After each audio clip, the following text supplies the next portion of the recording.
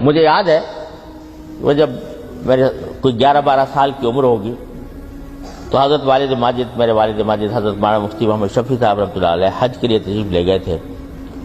وہاں سے جب تشریف لائے تو پہلی بار مجھے میرے لیے گھڑی لے کر آئے، حجاز سے گھڑی لے کر آئے اور مجھے عطا فرمائی اور فرمایا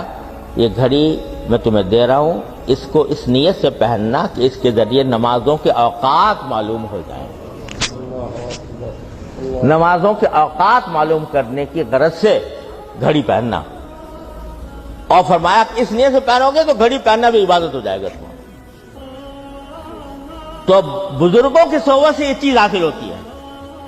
کہ وہ ذرا سی دیر میں زاویہ نگاہ کے اندر تبدیلی پیدا فرما دیتے ہیں، زاویہ نگاہ بدل دیتے ہیں،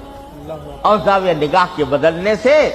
زمین و آسمان کا فرق واقع ہو جاتا ہے۔ ایک عمل جو بے وزن تھا وہ زاویہ نگاہ کی تبدیلی سے وزندار بن جاتا ہے۔